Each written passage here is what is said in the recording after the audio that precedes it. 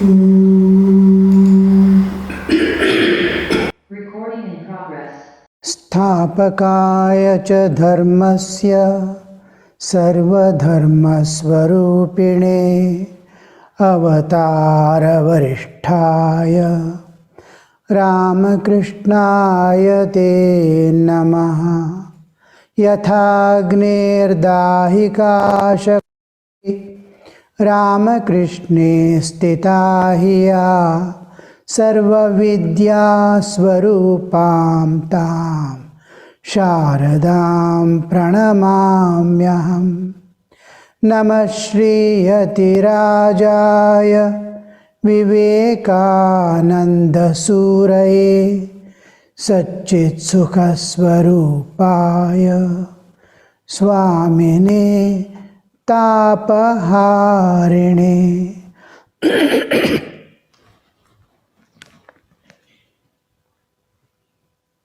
We are studying Bhagavad Gita with special attention to adopt in our life.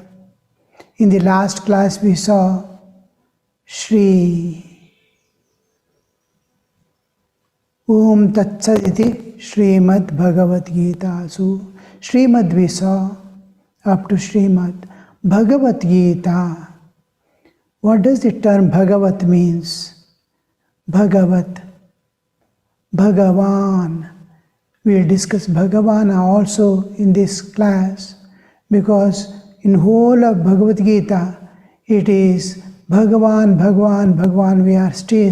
We will be seeing again and again Bhagavan Uvacha. So we will see what is this Bhagavad Gita. Bhagavad Gita, just like Srimat, with Shri, Matup Pratyaya was put to make the meaning possessor. Similarly here, Bhagavat, Vatup Pratyaya, because A comes, Bhaga. There, Shri, E comes, that's why Matup Pratyaya. Here, Vatup, Vata. Bhagavat means one who possesses Bhagavat. Bhagavat. Vat means possessor. Bhaga means opulence. One who possesses opulence. All types of glory and wealth. And all powers are called opulence. So we can say omnipotent, omniscient, and omnipresent, with special characteristic omnicompassionate. So this is opulence. There we see Bhagavat, Takara becomes Dakara because G, Gita, Bhagavad Gita. G is soft letter. Ta becomes the. Bhagavad Gita, Bhagavad Gita. Now we'll see the meaning of Bhagavan also. Bhagavat becomes Bhagavan in masculine, Bhagavati in feminine, and Bhagavat remains Bhagavat in the neuter gender, wherever we use. So Bhagavan is especially refers to God.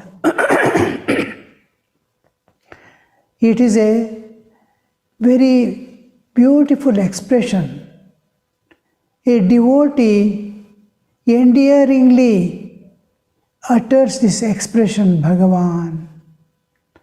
Whatever be the etymological meaning that we will see later on, here the Bhagavan for a devotee is something most loving object and a source of dependence. Where shall we depend upon? Eternally, at all times. Who is there with us for all times when I am in different states of existence, even in sleep and deep sleep, wherever I am, in whatever state, in whatever life I am, He is the only companion. So lovingly the devotees call Bhagavan, one single, all-powerful, eternal, all-capable, personal God, loving God is called Bhagavan.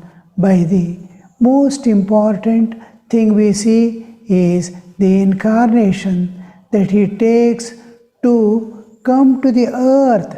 Look at the love and compassion for the jiva. So this love and compassion forces him to participate intimately, which we are not knowing how God is participating in our life, being one with us, just like we are one with every cell in our body. In our cell, millions, in our body, millions of cells are there. With every cell, I am experiencing that oneness, any pain anywhere, in waking state. The moment I sleep, I am not aware of the pain. Cells are suffering, but I don't. My pervasion is not there. Like that, God's pervasion never ends. He is always present because the existence belongs to God. Whatever exists because God is present in it. So this Bhagavan is the word used by the devotees. Hey Bhagavan, hey Bhagavan is commonly used term. This we all in everyday life we use many times, especially in northern India. The Bhagavan term is a most commonly used, dearest, and to call upon God, Bhagavan. And it comes from the root bhaja. Actually, bhanja becomes bhaja. Bhajati, bhajate. It has this term, bhaja, is eminently versatile word with vast meanings. How many types of meanings? About 27 meanings are there for this term bhaja. But what we commonly is divide, vibhakta. My properties divided. Vibhaktam, vibhakta. Bhaja, bhakta. So there we see these are the various meanings. Bhaj, to divide, to share, then to bestow. Now God is bestowing something. Granting is also bhaja. Then experience. I experience sukha dukkha. Dukkham bhajate is experiencing dukkha. Sharing. Bhagi kuru. Bhaja. Bhagi. Make him participate. And then partake and enjoy. Bhajane ramati. In bhajans he is enjoying bhajans. Then devoting oneself to spiritual practices or any practice, diving into it. There also we use the term, he is constantly practicing. Bhajane nimagnaha. He is in his spiritual practices, he is immersed in spiritual practices. Then the bhajati is to worship, to adore. Devam bhajati.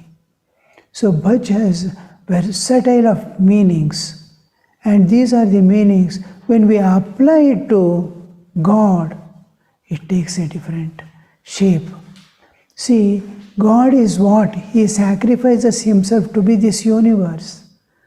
It is a manifestation of the absolute.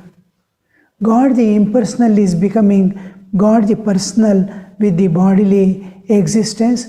The universe itself has his body. This manifestation is giving himself, is self-offering. It is giving. So here we see the bhaj root becomes it is becoming Bhagavan.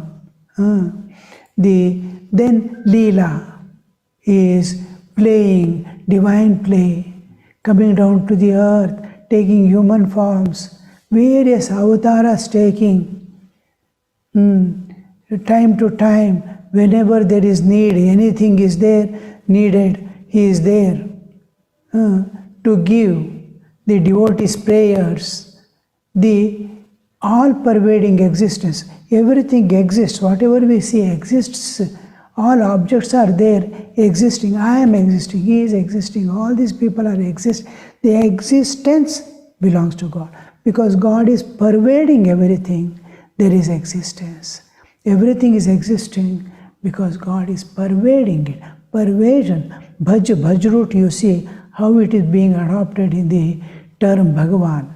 And he imparts jnana, imparts love to the devotee. He infuses faith in the person who is faithful. Any person, if you see faithful, the faith with which they are moving, various religions, various paths, each is moving towards God. The faith, God is infusing the faith in the jiva. So, one who infuses faith in the jiva is Bhagavan. Varieties, how he protects the surrendered soul. Like a mother, he holds and carries the jiva who has surrendered. He has to look after everything, every bit when a soul surrenders. All his prospects, all his whatever he has to do, whatever he has to give, whatever he has to exhaust, everything has to be done by God himself, because it is a surrendered soul like a child. Child cannot take care of itself. It is surrendered. So mother takes care of everything, and he dwells in every being as Antaryamin, the indweller, the Antaryamin. The indweller, Antaryamin. God is indwelling. So he is there, he is sharing himself, he is giving himself, and maintaining the huge cosmic order, dharma, the social order, the karma of the jiva, individual order, rhythm, the cosmic order. All these things he is maintaining. How he is sacrificing himself, giving himself in every respect, and all the meanings of the bhaja enters into. Just like we worship and run after God, God runs after his devotees. Same we see bhaja. I am sharing with my brother, Bhratra Saha Bhajami. I share, when apple comes I share with him. So here we see, and he loves every jiva with absolute equanimity. There is no difference between any person. He just like sun shines equally on all beings, God is there for everyone. Loves, especially he loves his devotees because their whole attention is on God. This we see how the term appears, bhaja, to become Bhagavan. Bhagavan is where all these aspects of God, we see him glory. Why? It takes human birth and human form for individual sake. We see in Ramakrishna's life the Gopalarma. Krishna comes as a small boy. She has to carry him in her shoulder all the time. Bathe him, give him food. For one person's sake, he has taken a human form and moving about. Ram Lala with Sri Ramakrishna, jumping and moving, running about. So this aspect of God we call Bhagavan. Bhagavan has this much of vast understanding. And when we come to the Bhagavata, in Bhagavata,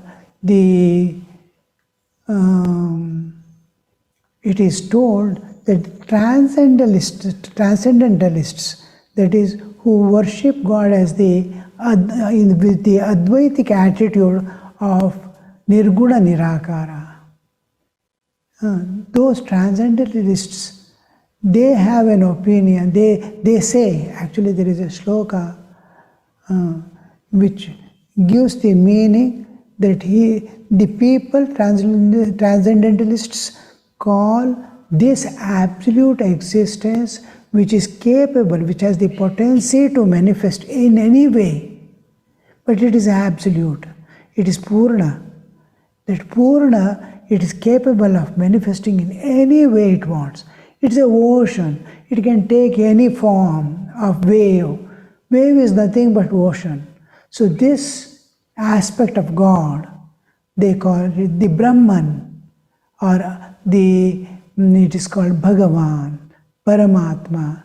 These three expressions he gives there. That which is absolute existence, Purna, absolutely Paripurna. That Paripurna itself is called Brahman. That itself is called Paramatma. The Paramatma, the Supreme Self, Paramatman, and the Bhagavan. All things we call it Brahman. When we, in respect to my own individual self-existence, I call it Paramatma, Supreme Self. Supreme Self. Individually.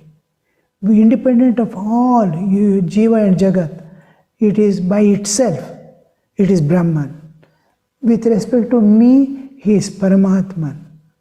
And with respect to objectively, he is Paramatman. When I give up the world, I am not aware of the world. I see him within myself as the Paramatman, Supreme Self. The I am there self, he is Supreme Self. Only two are there. It is with respect to me. I am there, Paramatman. And objectively when I see, he is Bhagavan. I am bodily existence. I am in this universe. Universe is there, I am there. And God is there. Then I call it Bhagavan. This becomes personal, that remains impersonal.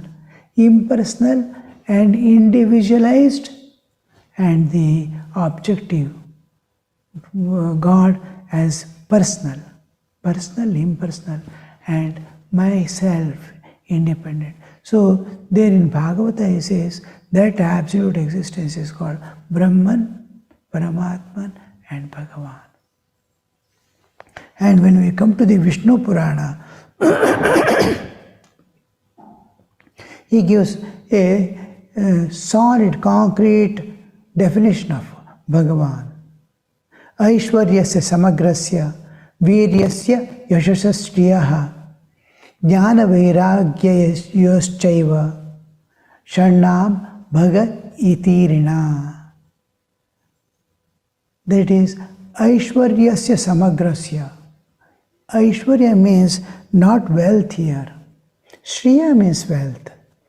Aishwarya means Ishwaratva, Isha, ruling, Lord of the universe, Aishwarya, one who rules over.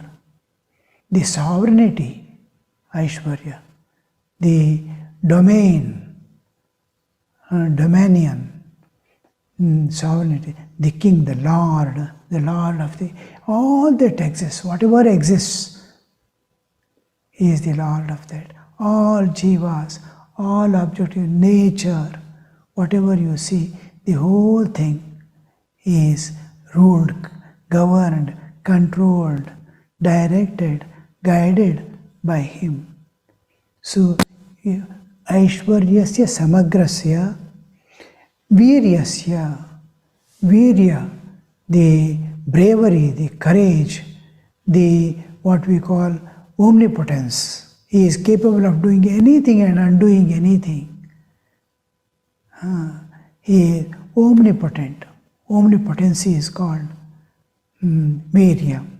Viryasya. He is omnipotent. He can do and undo anything. Then yashasaha. Yasha is glory. But that is another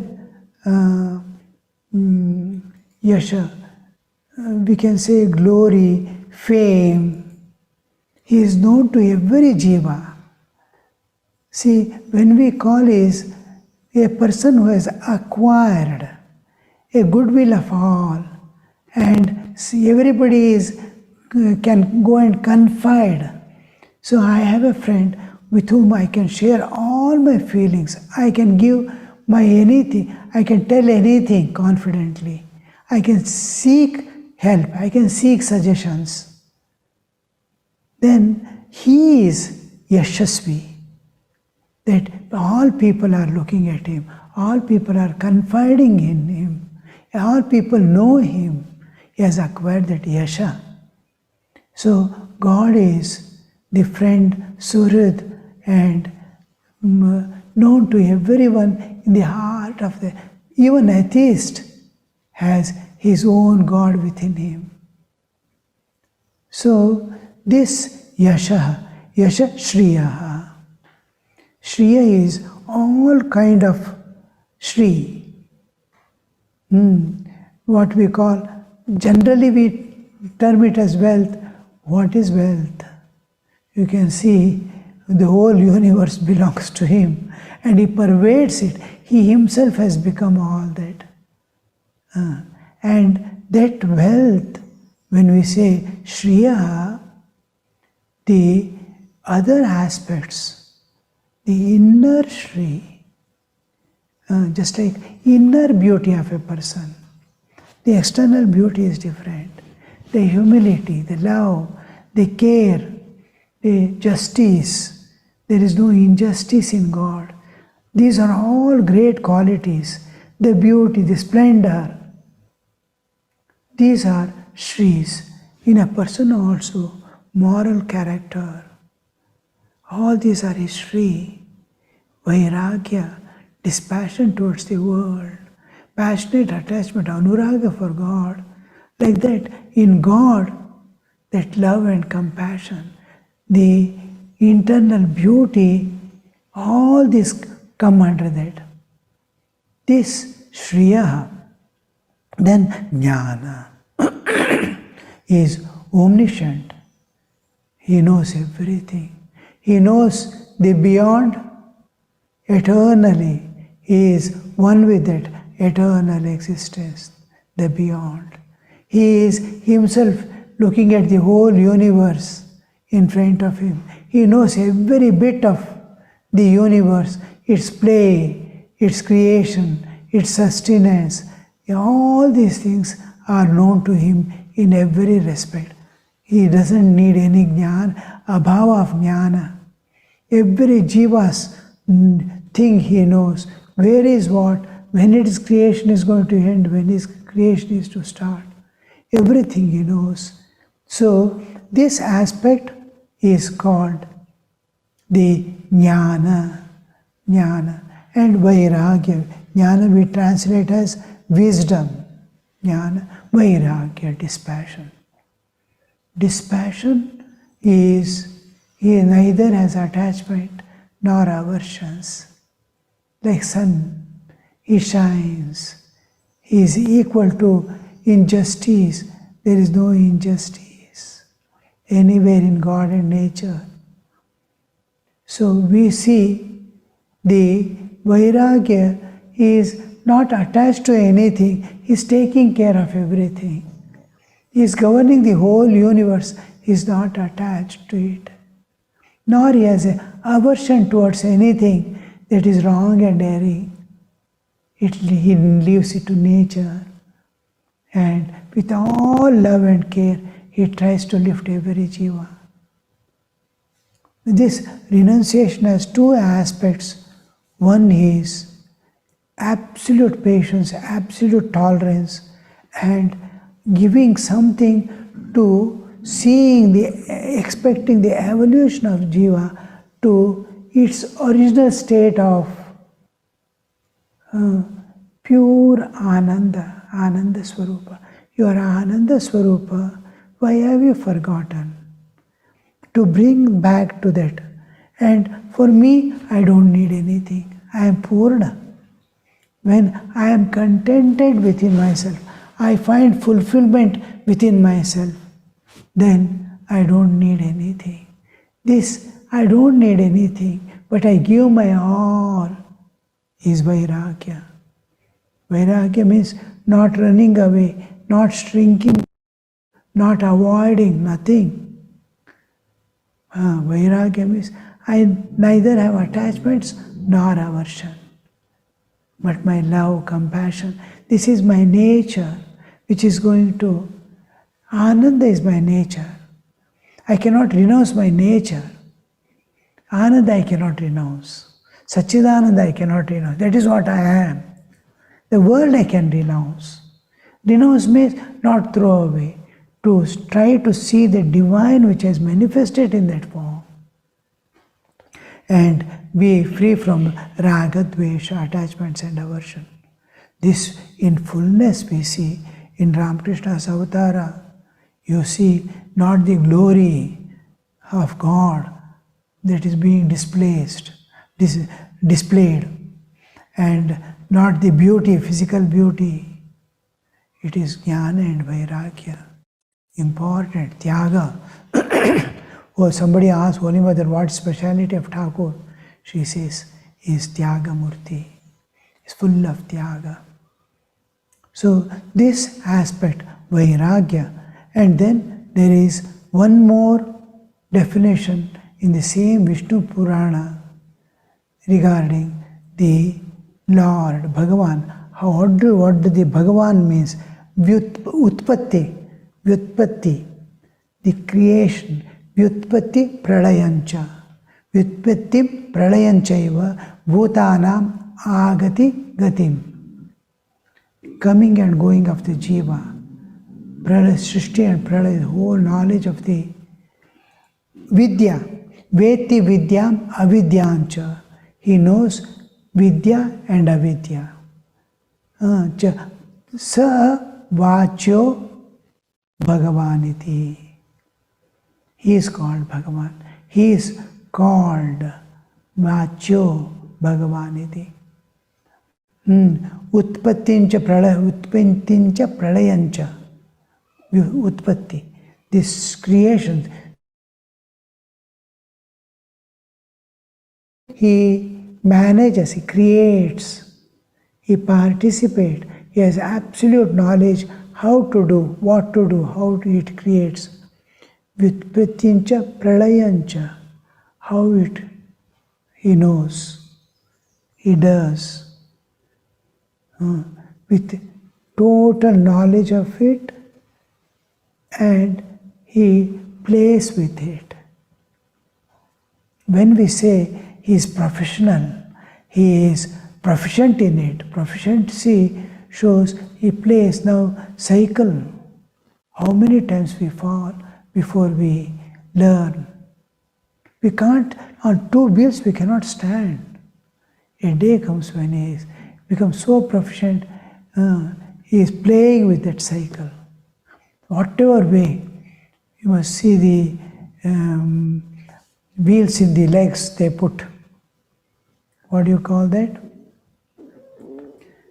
Skates. Gliding. Skates. Skating, yes. How they skate. Turn about, fall, this, that, proficient. So these things he is proficient in that vyutpatti, he plays with it. He plays with all things. Bhutanam agatim gatim. The jivas coming and individual cycle, cosmic cycle. He knows cosmic cycle. He knows the individual cycle. How the jivas come and go. From source, how they come. Back to source, how many lives. This is transmigratory cycle. It's going on. And then, Veti Vidyam Avidyancha. He knows Vidya and Avidya. Vidya is what releases enlightenment. And what is Avidya is what binds. Jiva's binding and release. Mukti, eternally is releasing. He is passing through the transmigratory cycles, and whole creation is going through the again and the Srishti Sthiti Pralaya cycle. Every bit of this universe he knows. Then he is called Bhagavan. So this is about Bhagavan. Bhagavad Gita. When we say Bhagavad Gita, All this Shri, what we saw last time, these Bhagas, it is taking care like Bhagavan. Bhagavad Gita is like your mother who wants to see that your evolution happens. All that is good and great, all that you need in your life is there in that Bhagavad Gita. So it is called Bhagavad Gita. All right, for today, I could not send the last class notes on Shri. Bhagavad Gita also, I myself heard that lecture. It's so nice about Shri. It's an excellent thing to write down the notes and send back. This also, I'll try my best to finish as early as possible. Because next week is waiting. Just 2 days in between. And today is Shivratri. Shivratri day for us.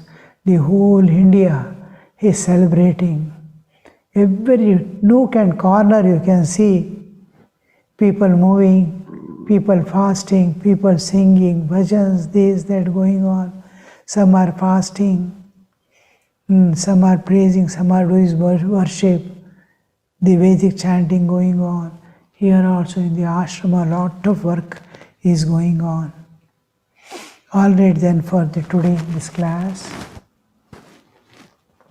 Om Niranjanam Nityamanantarupam Bhaktanukampa Dritavigraham Vai Ishavataram Parameshamedhyam Tam Ramakrishnam Shirasa Namamaha.